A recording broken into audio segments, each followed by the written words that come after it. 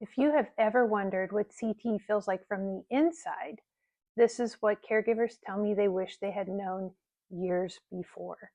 CTE isn't just a list of symptoms. It's an experience, an emotional, physical, and cognitive one that can change how a person thinks, reacts, and moves through the world. So today, I'm going to walk you through what CTE actually feels like for the person living it, and what that means for the people who love them. So let's start with the emotional side, because for most families, this is the first thing they feel, even before the diagnosis. CTE can make emotions misfire. Someone who used to be calm may suddenly snap. Somebody who used to be expressive may feel flat or shut down. And the hardest part is that they usually can't explain why they feel off. A normal conversation can feel overwhelming, a small frustration can feel huge, and a simple decision can feel like too much pressure. Their brain is trying to process stress, but the pathways that regulate emotion just don't fire the way they used to. And from the inside, it doesn't feel dramatic, it feels confusing, like their reactions don't match the moment, but they can't course correct it in real time. For caregivers, this is where you start noticing. This is the moodiness. Sometimes deeper things are happening, and most of the time, you're right. Now let's talk about the cognitive side, the part most people don't see unless they live with it. CTE affects the brain's ability to organize thoughts, follow conversations, and keep information connected. From the inside, it can feel like thoughts are slipping away mid-sentence. Words don't come out the way they were intended, and the right words in there, but the brain grabs the wrong one. People describe it as foggy, tilted, or like their brain is lagging behind real life. Processing speed slows down, multitasking becomes almost impossible, and the simplest things like remembering the next step in a routine can feel suddenly overwhelming. They're not confused on their purpose, their brain just isn't linking the way it used to. And for caregivers, this is usually the moment you realize they're trying, their brain just isn't cooperating. Behavioral changes are one of the most misunderstood parts of CTE, and honestly, one of the hardest for families to navigate.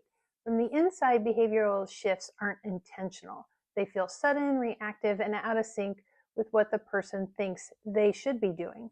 You'll see things like impulsive decisions, frustrations that come out of nowhere, black and white thinking, or shutting down when the brain gets overloaded. And here's the part that most people never fully understand. They don't even realize their behavior changes until after it happens. The reactions fire before the reasoning does, and the brain hits the emotional gas pedal without the brakes engaged. For the person living it, it feels like losing control of timing. Their emotions get to the moments before their logic does.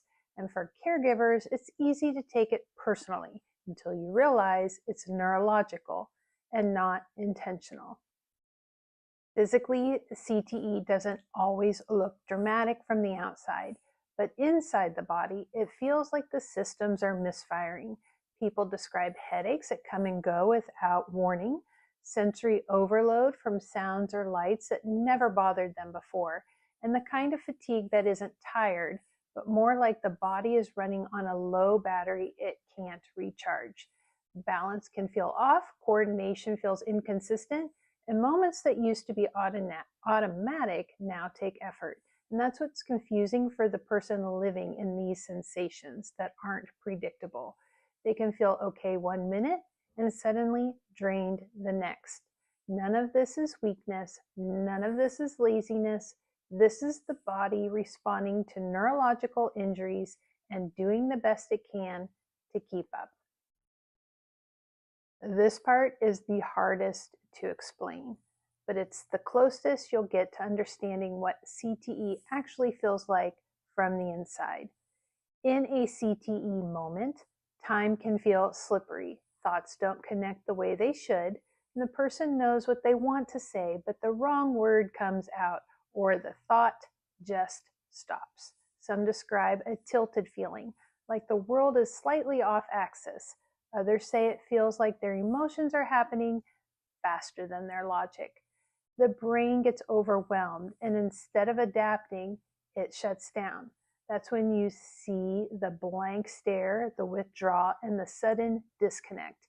Inside that moment, they're not trying to be difficult, they're trying to find a thread. They just can't reach it. Now let's talk about what CTE feels like from the caregiver side, because it's a completely different experience happening in the same room. And as a caregiver, you start noticing the shifts before anyone else does. You see the patterns, the overwhelm, the looping, the conversations, and the frustration that doesn't match the moment. You hold the memory when there slips, and you're constantly balancing two things at once, keeping them safe and protecting their dignity. You learn not to take the reactions personally, you learn to redirect instead of argue, and you become the quiet stability in a brain that no longer feels stable to the person living in it. Caregiving in CTE isn't just love, it's presence. It's patience most people never see, and it's knowing that the hardest moments aren't about you at all. So why does all of this actually happen? CTE changes the structure and the function of the brain, especially the areas that control emotion, decision-making, and impulse control.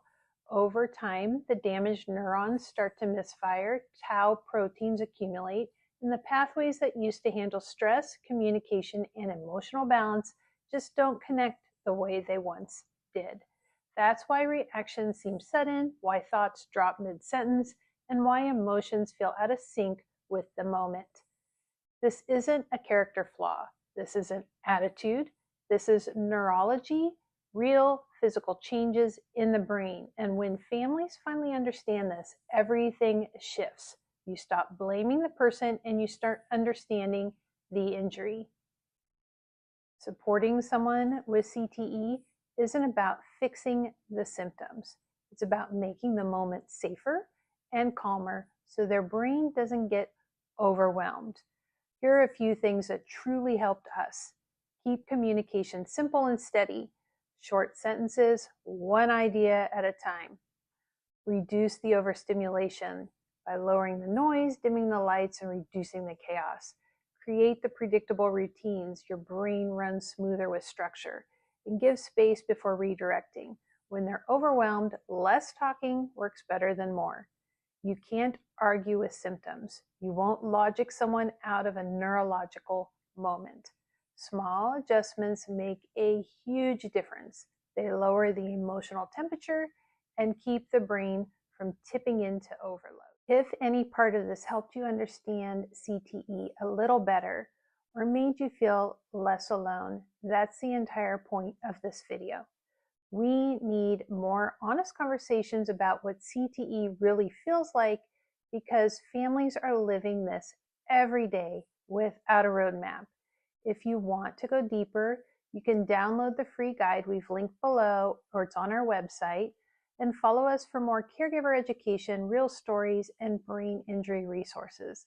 I'm Heather with Robbins Nest Alliance, and if you're a caregiver or a survivor yourself, your story matters here. We learn from each other. We get stronger because of each other. Thanks for being here, truly.